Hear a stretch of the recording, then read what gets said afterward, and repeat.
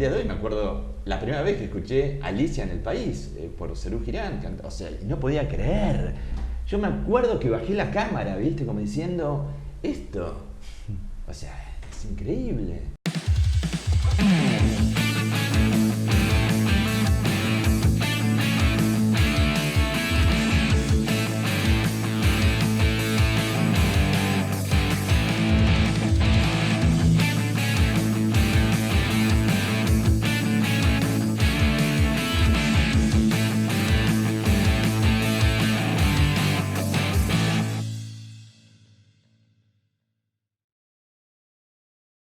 Contame dónde te agarraron los años 80. Los 80 me agarraron terminando la secundaria y metiéndome en el rock de casualidad, encontrándome trabajando en una revista con vos, éramos dupla. Sí. En el mundo, en esa tribu del rock nacional que fue tan fuerte en un momento de la Argentina muy, muy oscuro, ¿no? Así que me encontró ahí. Terminando el secundario, ¿qué música escuchabas? ¿Qué eran los grupos que vos escuchabas cuando estabas en el secundario? Sui Generis. Charly García era todo. O sea, nací en el tema musical con Sui Generis. ¿Llegaste a verlos en vivo? No.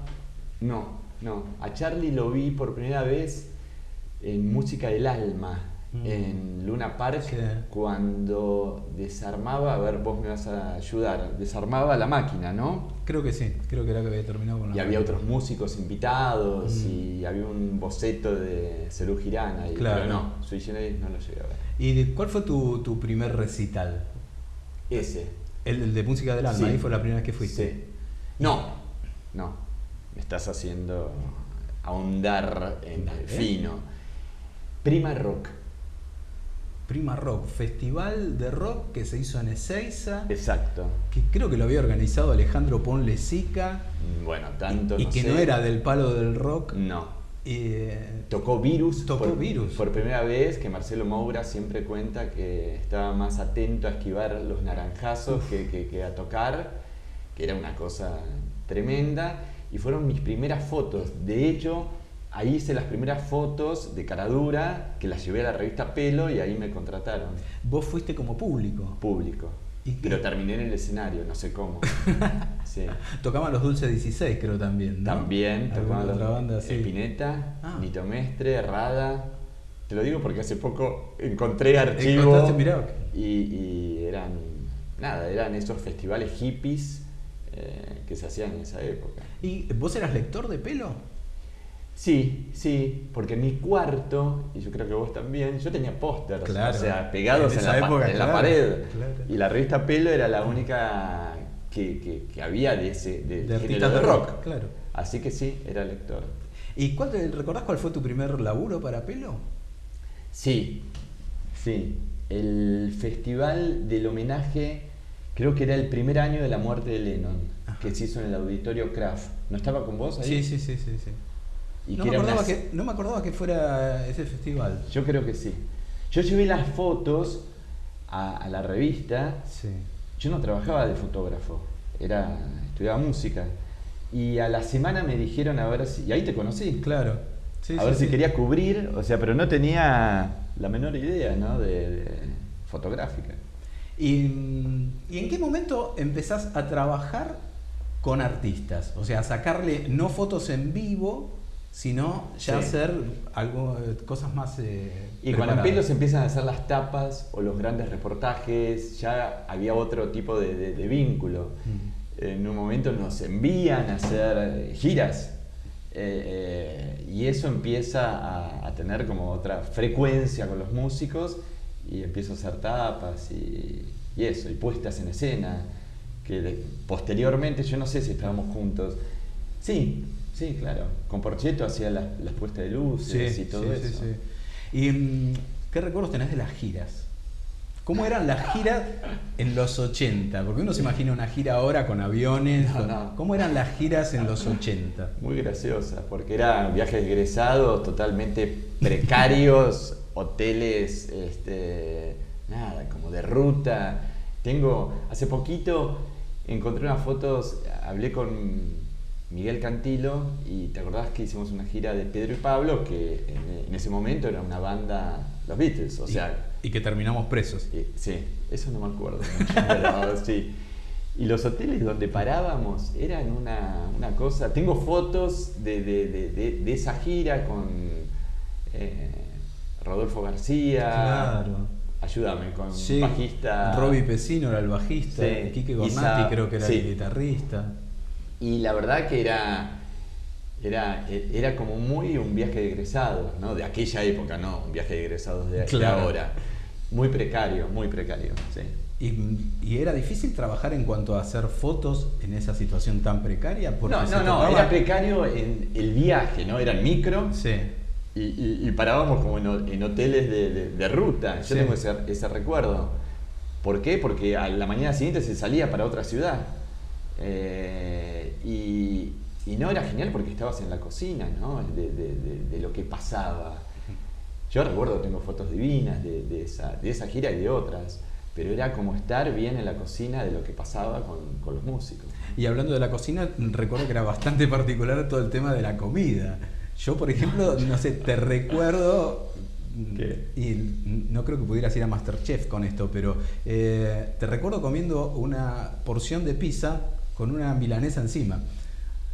Bueno, no puedo acreditar eso, es algo que vos recordás, pero no recuerdo. Pero bueno, sí, Se éramos comía lo chicos. que había. Pero sí, pero éramos aparte muy chicos y estaba esta cosa que esa gira, no lo recuerdo, pero vos lo decís, terminamos presos como otras tantas que era bastante delicado el tema, ¿no? Era cuando ibas a un recital Sí. en los 80, cuando ibas a trabajar, que ibas Sí. con tu bolsito marrón a sacar las fotos.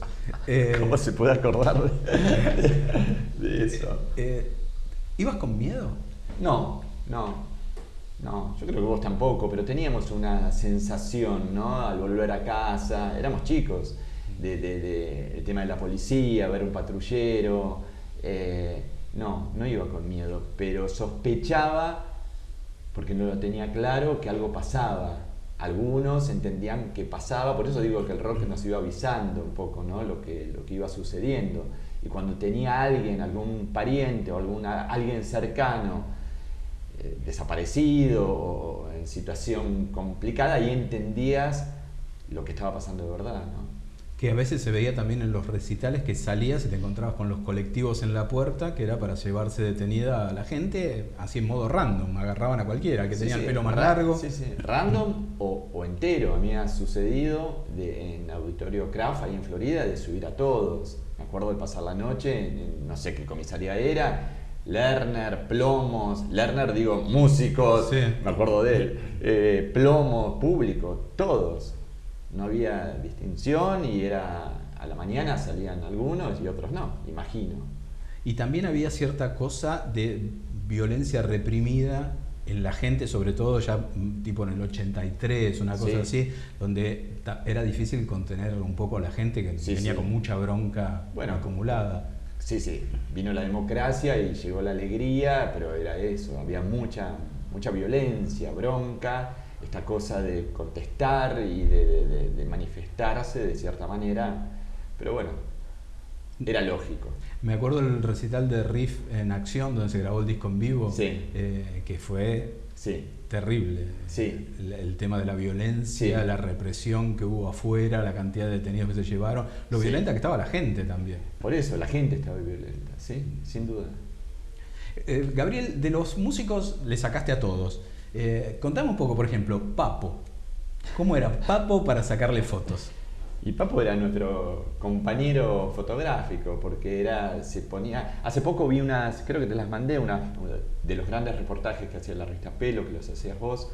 Él dando la entrevista, haciendo la vertical en el silloncito ese de la oficina de Ripoll.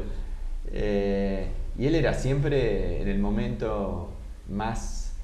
Hay una foto que expuse ahora en el Museo a Cielo Abierto, que está él en un momento de su mejor riff. Cuando Riff tocaba en obras, la gente le evitaba un poco, ¿no? Porque en esa foto yo veo que hay un personaje ahí abajo, hay otro arriba y hay otro arriba. Hay 3 pisos de seres humanos que no sé cómo se iban pero la energía que cuando salía el riff o los primeros acordes de Papo era una energía única. Creo que lo vivíamos así. Y Papo era el tipo que estaba en el momento de mayor plenitud y te miraba a cámara, ¿no? Y te guiñaba un ojo o te posaba mientras tocaba, cosa que otra música no hacía eso, pero él estaba muy atento a la cámara, siempre. Hiciste también muchas fotos y en la casa con Charlie. Con Charlie, sí. ¿Cómo es fotografiar a Charlie? Yo lo fotografié mucho en esa época, que era un Charlie sin aerosol, era un Charlie... Me gustó eso, un Charlie sin aerosol, es bueno. Era la época de clics moderno, nada, era un Charlie como muy moderno en ese momento, ¿no? Y cómo era tocar timbre y nada, y ver qué hacíamos. No había producción, no había maquillaje, no había pelo, no había nada. Era, ¿qué hacemos? En general era así, ¿no? Y del otro lado no había los filtros que hay ahora, que tenés que hablar con el jefe de prensa, con la secretaria, con... No, era tocar timbre y que te abra Charlie. Claro.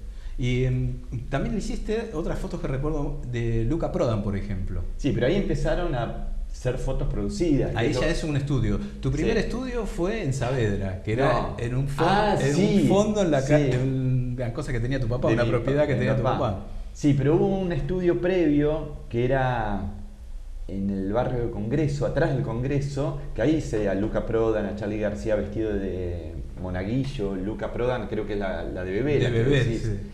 Pero ahí empecé a hacer fotos producidas, que es lo que hice durante toda mi vida. Que yo no soy un fotógrafo de sacar lo que sucede. O sea, en esa época lo hacía, pero después empecé a transformarme en un fotógrafo retratista que intervenía lo que quería sacar. Y esos fueron los primeros pasos. ¿Y cómo era la reacción de los músicos, no sé, de Luca cuando le decías tenés que vestirte de bebé, o de Charlie cuando le decías tenés que vestirte como si fueras a tomar la primera comunión? Sí, no, yo no recuerdo tanto, pero tengo el recuerdo de divertimento, o sea, venían a divertirse y estaba bueno y fue toda una serie, ¿no? Creo que abarcamos la mayoría de los músicos de esa época. Pedro Aznar de Superman, Papo de director de orquesta, eran muy naif, pero ellos se permitían dejarse producir así. Charlando los otros días coincidíamos en que podemos decir que dentro del rock nacional el primer artista con toda la dimensión de esa palabra fue Federico Moura, ¿no? Sí. Fede Moura nos impactó a todos, ¿no? Primero con su disco Wadu Wadu, que yo no lo entendía al principio, pero dije, acá hay algo distinto, ¿no? Y más con la seguridad y con la prestancia que él lo manifestaba y tocaba, y muy rechazado en un principio, ¿no? Su condición sexual era un país tremendamente machista, ¿no? Y trajo una impronta de escenario, de vestimenta, de música. Fue y es revolucionario, ¿no? Hoy muchos músicos lo veneran y hay un público que ávido de saber de esa época, ¿no? De cómo era Virus. En el caso de Federico también hiciste fotos con él de estudio, ¿no? Con los Virus. Con Virus yo fui varios años como el fotógrafo, lo que se llamaba en ese momento fotógrafo de prensa, ¿no? Entonces yo generaba las fotos que ellos hacían o tenían que utilizar en boliches. Vos el otro día me contabas bien, empezó con la democracia post Malvinas a abrirse otros lugares para que toquen las bandas. Claro, entonces por primera vez llegan a los boliches. Exacto. Entonces necesitaban material para... Entonces con los Virus fueron creo que 2-3 años de generar material para eso, ¿no? Y así que sí, compartí bastante. Ellos es como que tenían muy claro desde un principio a dónde querían ir, ¿no? Súper claro. Bueno, fueron los primeros que abrieron el mercado latinoamericano, ¿no? La gente piensa o dice que fue Soda Stereo, pero en realidad fueron ellos, ¿no? Claro, que eran de la misma grabadora, sí. Los dos grupos. Y recordar las puestas en escena, ¿no? De Renata Yuyen o no me acuerdo, ¿el Olimpo era? Cuando tocaron, bueno, me hago el que me acuerdo y no me acuerdo tanto. pero era impactante ver las puestas en escena. O sea, a la gente que nos gustaba la situación visual, era genial. Veníamos de 4 Marshall y un fondo negro, a pasar a una puesta, a una comunicación visual tan fuerte como la que hacían ellos, era impactante. Y empezó con el tema también de los cortes de pelos. Fue como que a partir de ahí el rock se cortó el pelo. Sí. Y le empezaron a dar bola a la ropa, ¿no? Y empezaron las marcas, y empezaron a fusionar marcas que recién empezaban. A veces me preguntan cómo empecé en el rubro de la moda. Bueno, empecé con eso, ¿no? Fusionando marcas con grupos de rock. Porque se empezaron a interesar en que podía haber una propuesta estética desde la persona, desde el escenario, desde las luces. Digo, el mundo artístico accesorio que estaba con el rock empezó a florecer, ¿no? Vos siempre fuiste muy fanático de Charlie y también muy fanático de Papo. Sí. El rock de los 80 justamente lo que tiene es que hay una gran variedad, o sea, el menú era muy variado, porque estaba Baglietto y estaba Virus, estaban Los Violadores y estaba Nito Mestre. Sí, muy los Twist, Los Abuelos, o sea, era una... Yo a veces pienso, por fin de semana, ¿cuántos recitales había? Eran muchos. Y capaz que íbamos a uno y nos íbamos al otro y había una fiesta porque una banda presentaba, o sea, había mucha oferta musical, ¿no? Y buena, y grandes artistas, grandes poetas, grandes músicos. No era que... Estamos hablando de bestias, ¿no? Claro, de creadores enormes.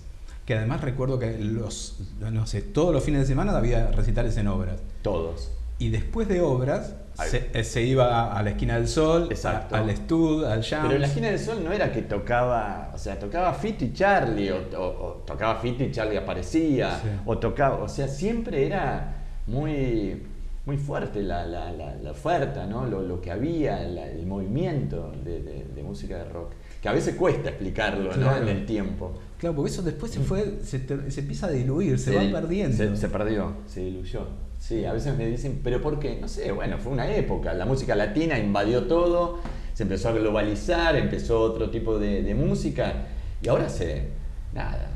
Yo creo que tus hijos, mis hijos, todos escuchan rock, ¿o no? Pero bueno, las fiestas de estos lugares que decís, Jams, la Esquina del Sol, era verlo llegar a Charlie, a Nito, a Miguel Abuelo, o sea, era así, ¿no? No había un divismo, ¿no? Y iban a ver, vos te debes acordar, yo me acuerdo de estas fotos porque son parte de las que presenté, Púrpura, que era una banda de Leonor Marchesi, Osvaldo Greco. Sí. Y todas las bandas iban a ver el disco, cómo tocaban, ¿no? O cuando presentaban un disco. Todos los músicos. Todos. Sí. Era algo común eso. Claro. Sí. Muchas veces me preguntan por qué se dice que el rock de los 80 en la Argentina, o que la década del 80 fue la década dorada del rock. ¿Y qué decís? Mi respuesta es que, primero y principal, estaban todos. Sí, estaban todos. Porque después, sobre el fin de la década, es cuando muere Federico, después muere Miguel Abuelo, Luca. Hasta ese momento estaban el rock todos. Lo que había perdido era, creo que nada más que Alejandro de Michel, de Pastoral. Pero que además de que estaban todos, se daba que creo que estaban en el momento pico de su creatividad. Sí.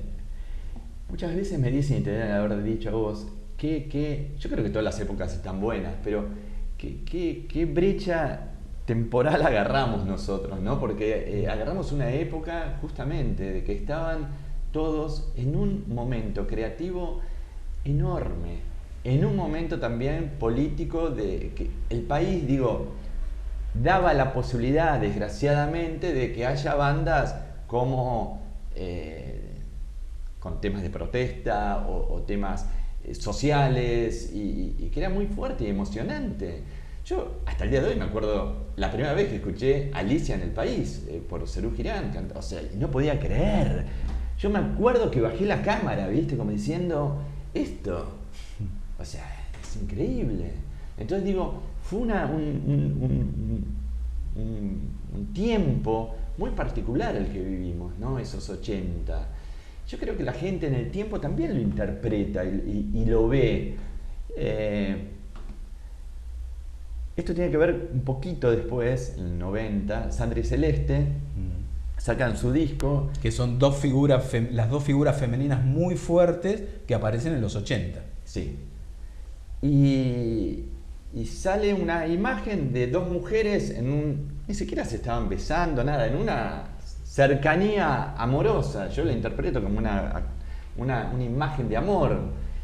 Y fue tremendo eso. Fue tu etapa más polémica, ¿no? Fue como un insulto, como nada. La sociedad o la rechazaba o había cierta gente que hoy es una cosa naif, pero sí, absoluta. Pero hay que pensar que no hace tanto sucedía eso, ¿no? Era una sociedad que veía dos mujeres juntas y era absolutamente rechazado eso. Entonces digo, ¿cómo el rock abrió puertas, abrió caminos? Recién hablamos de Fede Moura en Prima Rock, ¿no? El tipo, hay registro de eso, hay algo filmado de eso, esquivando naranjazos por cómo estaba vestido, por cómo y cómo impuso, luchó y siguió abriendo puertas y puertas y puertas. Por eso digo, el rock es mucho más que música. Claro. Decías eso y me acuerdo de uno de los tantos escándalos que se le adjudican, que realmente lo protagonizó Charlie en el interior, en recitales.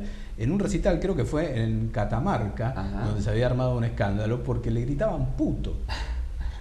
Y se había armado todo un escándalo con el público y él se terminó calentando porque en realidad lo que quería era cantar y ¿viste? Gente que fue como a atacarlo. Sí.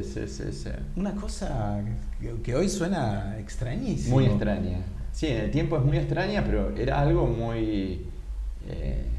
que lo vivíamos, ¿no? Digo, en nuestras casas, en el colegio, y hoy es algo raro. Comento esto de la etapa de Sandra y Celeste porque a veces me preguntan, y la verdad que fue como un ícono, ¿no?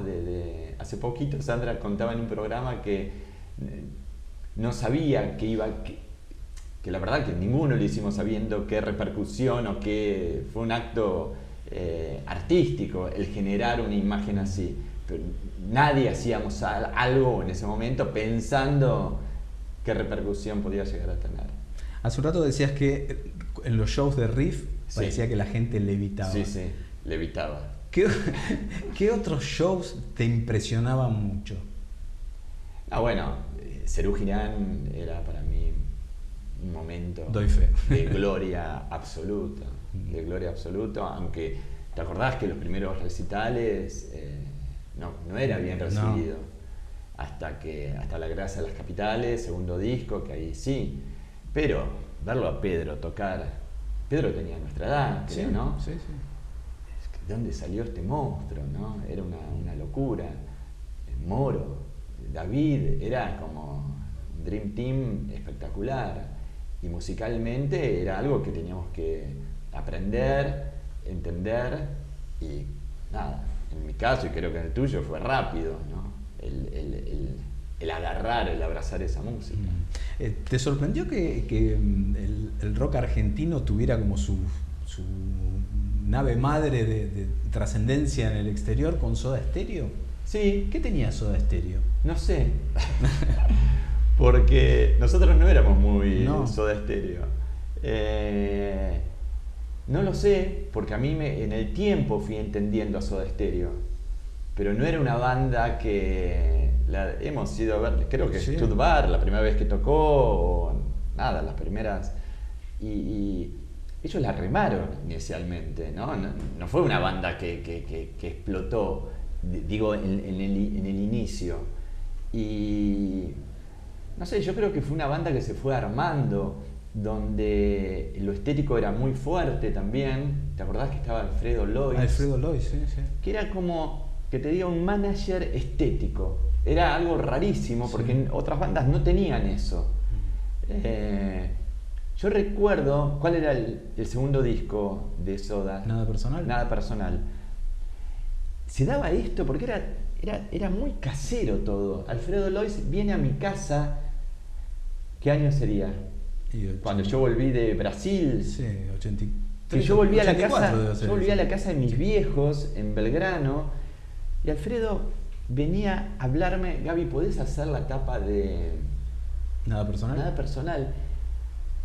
Yo cuento esto para que se entienda, no había ningún divismo de parte mía, pero yo creo que tenía otra cosa para hacer y no la hice porque tenía otra cosa para hacer, que no me acuerdo, digo, ahora en el tiempo era la tapa de Soda Stereo. Pero Soda Stereo fue, sí, me sorprendió después todo lo que pasó, claro que sí. Pero fue una época donde la difusión, la comunicación empezó a ser de otra manera. Papo nunca cruzó el charco, o sea, Riff nunca, una banda como Riff y Soda Stereo, vuelvo a decir, de la mano también de Virus, de la mano de Miguel Mateos, que fueron los primeros en empezar a abrir el mercado, nada, le hicieron increíble. Y hoy escucho y hoy me gusta. Hice la tapa de un disco que lo escucho permanentemente, que es Colores Santos, que es el momento que Cerati se abre un poco, ¿no? de Soda Stereo, como para incursionar otros sonidos con Dani Melero. Y digo bien, Melero, sí. Sí, Daniel. Gracias. ¿Te contesté la Sí. pregunta de Soda Stereo? Bueno. Contestame ahora esto. ¿Cómo era Gustavo para trabajar? Gustavo Tiene era- fama de obsesivo Sí. al extremo. Y yo lo emparento mucho con Fede Moura, ¿no? Eran dos tipos ya venían con una cabeza donde la estética era primordial, ¿no? Entonces a mí me favorecía mucho eso, saber qué ropa, saber que lo va a maquillar alguien. Cuando yo empecé las primeras producciones significa que había un equipo. Yo hoy, por ejemplo, no trabajo en soledad. Claro. Somos un equipo. Pero en ese momento era el equipo básico, ¿no? Una persona que podía peinar, maquillar y vestir. Ya que le pongan maquillaje a Papo en la cara era una cosa rarísima. Claro. Era como decíamos recién, vestir de monaguillo a Charly García. Entonces empezaban estos músicos, ellos, a imponerlo. Gustavo traía su vestuarista, Alejandra Buquet se llama. Traía su propio set de maquillaje y pelo. O sea, se empezaban a preocupar de esto que antes no existía. O sea, que a mí me favorecía muchísimo. Y era súper dócil porque bueno, hablo de Gustavo, era un músico que entendía lo que íbamos a hacer. En mi caso, la fotografía que íbamos a hacer. O sea que era fantástico. ¿Te gustaba como compositor o después lo fuiste entendiendo? Lo fui entendiendo. Él cambió mucho porque los Sí. primeros discos de Soda, no Sí. sé, Te hace falta vitamina, Sí, es sí. un tipo de letra muy distinto a por ahí lo que empezaron a hacer a partir del tercer disco. ¿no? Muy distinto. Sí, lo entendí. Su etapa solista la terminé de entender recientemente. Soy medio lerdo. Pero sí, y lo disfruto. Sí, y me gusta mucho. Pienso, bueno, no digo ninguna verdad, es uno de los grandes compositores, ¿no? Es uno de los grandes creadores, junto a Charly, junto a Luis Spinetta también. Nosotros pegamos una época posterior. A mí me costaba, escuchaba a Madreselva y digo, ¿de qué está hablando este tipo? Y hoy, nada, lo disfruto enormemente. Claro, los 80 de Spinetta son bastante variados. Es como que fue cambiando. Sí, Spinetta Jade tenías que hacer un curso, más Claro. o menos, ¿no? A vos te gustaba, Claro. A mí me costaba interpretarlo y hoy, nada, no puedo creer. No, o sea, es todo. Tipo muy agradable para charlar y para Sí, tratar, sí. Luis Alberto. Sí, un tipo con una sensibilidad. Yo tuve la suerte, o no sé qué, de tratarlo mucho hacia el final de su vida, que nadie sabía, con el accidente de Escuela E, con Tragedia de Santa Fe. Él siempre fue un músico muy solidario, muy atento a lo que sucedía, ¿no? Y esa cercanía de esos recitales primeros que ellos, tanto León Gieco como Moyo, como Luis se acercaban a esta tragedia. Recuerdo que fue un accidente solidario hacia el Chaco, donde murieron 9 chicos y una maestra, y a partir de ahí fue todos los años ayuda con estos recitales, y Luis era cabeza de situación, ¿no? Como un tipo muy, muy sensible, ¿no? Bueno, lo sabemos también desde sus músicas, sus letras, un personaje único. Vos le sacaste fotos a Luis con Charlie en varias oportunidades. En los 80 me acuerdo que se hablaba mucho como que había pica entre ellos. ¿Era real esa pica? No, eso era... marketing. No, pero era River Boca, lo que la gente pensaba. Pero bueno, hay una foto de Barrock. De Barrock 82, donde Luis tocaba, Charlie no tocaba. O sea, Charlie fue a verlos y están ellos... No, cero. Lo que pasa que, bueno, considero, no porque lo diga yo, por los músicos, que no era sencillo trabajar con Charlie, ¿no? Y tuvieron ese frustrado disco que salió esa belleza de tema, pero bueno, eso. Decías de Charlie, me acuerdo, y te debes acordar también, un recital como épico de él que fue Ferro. Sí, claro. Ahí sacaste fotos. Sí, que llegó con el Cadillac. ¿Te acordás que no funcionaba? Que había que empujarlo. Claro, pasaban esas cosas que no podés creer. Rock argentino. O sea, se subieron a un auto. Él ahí tenía la banda de los abuelos. De los abuelos. Y hubo que empujar el auto para que llegue hasta... eran 15 metros. Sí, impresionante. Con Renata, que hizo toda la escenografía. Con No Bombardé en Buenos Aires, que todos rezábamos de que, ¿te acordás que hubo como unos misiles escenográficos que nadie sabía si iban a explotar, si iban a encender el escenario, dónde iban a... No era algo muy calculado, claro. ¿No? Pero fue una maravilla, sí. Ferro, era la época de recitales en Ferro. Sí. Recuerdo uno de Riff, frustrado. A ver, yo no me acuerdo. El famoso recital de Riff que se suspendió por la violencia de la gente. Sí. Que creo que tocaron, no sé, unos pocos temas y se tuvieron que ir. Yo no sé si estaba. ¿Vos estabas? Sí, estabas. Bueno. No me acuerdo nada. No me acuerdo de ese. Me acuerdo de otros. ¿Cuál? No, Obras para mí. Recién pasaba al venir acá y... Obras era... La puerta 4. ¿Cuántas veces habrás estado en esa puerta? Recién viniendo para acá pensaba, nunca, o cuando uno es chico, ¿no? No sé si te pasó volver a tu colegio de cuando ibas a la primaria.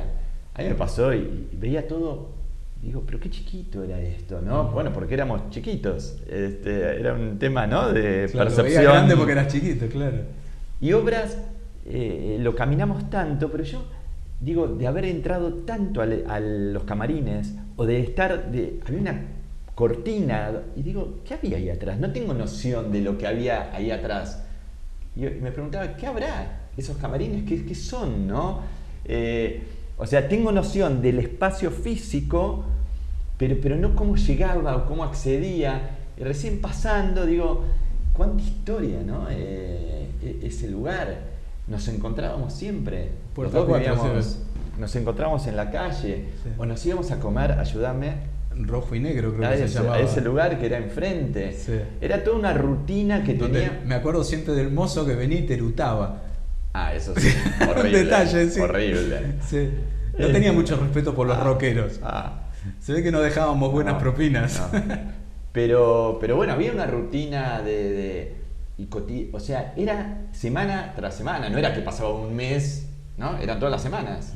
Sí. Y el músico que llegaba a Obras era consagración absoluta, ¿no? O sea, me acuerdo que en algún momento se habían hecho los mini Obras, que era que no habilitaban a los costados, entonces era más reducida la capacidad y había grupos que podían tocar en esa capacidad más reducida. Mirá, bueno, Obras fue tan importante para nosotros que cuando empiezo mi etapa en el mundo de la moda, acá había una marca, la primera marca nacional fuerte, que era Via Vai, que era la marca de Alan Faena y de Paula Candenberg, Y tengo la idea de apropiarme de obras, o sea, decir, vamos a hacer un desfile en obras, pero va a cerrar Charly García. ¿Qué fue? Yo no te explico, o sea, ¿para qué me metí en eso? Era un desfile, que tampoco sabíamos si iba a venir gente, que se llenó, obras entraban 5.000 personas. Sí, más o menos. Era una obra lleno, con una pasarela, con todas las modelos de los 90, y Charly estrenó el himno nacional ahí. Pero era una incertidumbre absoluta. ¿Saldrá, no saldrá? Pero bueno, fue una etapa de fusión de músicos con el mundo de la moda en Argentina, ¿no? Al principio hablábamos de las letras, Sí. de aquellos tiempos. Ese momento que se da en el rock en que deja de lado lo contestatario, Sí. que es cuando vuelve la democracia, Claro. que empieza a dejar de lado Sí. eso, o no sé si lo empieza a dejar de lado en el sentido de que a lo mejor es el público en que empieza a abrirse a Sí. escuchar otras cosas, Sí. que es donde entran todos los twists y Bueno, todo lo que llega hay detrás. no sé si definirlo así, pero llega la alegría, ¿no? Claro. Llegan los twists, los abuelos, Sumo, o sea, y otras bandas que venían, recién hablábamos de Pedro y Pablo. Pedro y Pablo era imposible, o sea, era ahí arriba, o sea... Yo recuerdo que fuimos a cubrir juntos en la gira esa que decías antes de Pedro y Pablo, tocaron en la cancha de Rosario Central. Y no podíamos bajar de los micros, ¿vos te acordás? Sí, sí, sí. Era una locura, no podían salir del hotel, que era genial. Yo escucho hoy Marcha a la Bronca, tiene que ver con una época, ¿no?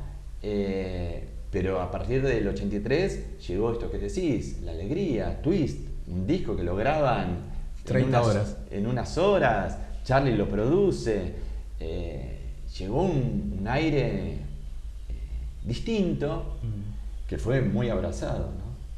Y después se da también que los grupos de la última época de los 80 Ajá. son un poco los que terminan copando los 90 y quizás el último gran momento. ¿Como quién? Los Piojos, Babasónicos. los Babasónicos, los Redondos. Los Redondos venían de antes, Venían pero de digamos antes. como que repercuten. Sí. Se crea un poco esa cosa de Sí, fue la Soda, Los Redondos. Sí, fue como esa la última dicotomía. oleada de talentos, digo, de esa cosa del rock Sí. nacional. Sí, sí. Sí, te dije los Babasónicos porque Babasónicos es bien 90, ¿no? Sí. Y era una banda que se hizo, cómo maduró, o sea, a mí me encantan ellos.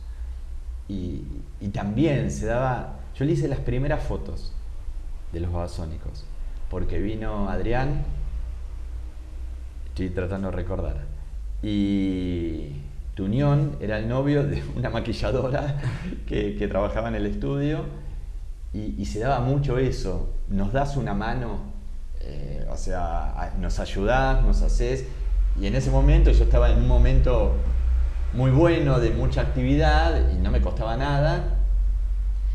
Y hubo muchas bandas de los 90 que le hacía la foto pero ya era como que había soltado, ¿no? Pero creo que los Babasónicos sí, fue en Palermo, en la terraza, las primeras fotos de ellos. Tu vida profesional te llevó a estar mucho tiempo en México. Mucho. ¿Qué dicen en México del rock de la Argentina? Porque son muy fanáticos. Y es la Biblia, es todo, no pueden creer. O sea, ellos tuvieron una fuerte oleada de rock, pero rock nacional argentino fueron los pioneros, y los músicos mexicanos admiran a los músicos argentinos y los conocen y saben y vibran. O sea, los Enanitos Verdes son mexicanos ya, ¿no? Claro. Pero tantas bandas que fueron, y hay que tener en cuenta que México es una población enorme, y cuando tocan o en el Estadio Nacional o en el Auditorio Nacional, o sea, eran mega recitales, ¿no? Y nada, admiran a todos. Y es el día de hoy que Fito o Calamaro, por ejemplo, siguen siendo... Sí, claro, sí. Gabriel, si pudieras volver a un día o una noche de los 80, ¿cuál sería? ¿Cambiaría de compañero periodístico? No, abrazaría a mi compañero periodístico. Nos divertíamos mucho. Yo tenía algo que Osvaldo tenía, que era memoria y conocimiento. Yo confundía todo. O sea, no me acordaba de nada, no sabía, sí o no, vos lo podés contar mejor. Él me ubicaba, me decía, mirá, los músicos son esos. Me iba instruyendo porque o sea, sos un tipo que sabía mucho y muy musical, ¿no? A veces me pasa, yo tengo el recuerdo de la casa de tus padres, tengo una foto ridícula tuya, vestido de cuero y con la guitarra y nada, y tu bigote. No las publiques. Pero me pasa hoy, ¿no? Cuando edito, por ejemplo, y tengo un editor, lo primero que digo es, ¿te gusta la música? ¿Qué música escuchás? El editor que escucha música edita bien. El editor que no escucha música es un parto. Y vos, o sea, era un erudito de la música, entonces sabía. Un día, me estoy extendiendo, perdón. No. Viene Van Halen, o sea, sí. Yo ni idea quién era Van Halen. Y él estaba ¿no? Era como... Estábamos volviendo de cubrir el Festival de la Falda en Córdoba. Ajá. Que había tocado Riff, había tocado Charlie. Sí. Y enseguida vino lo de...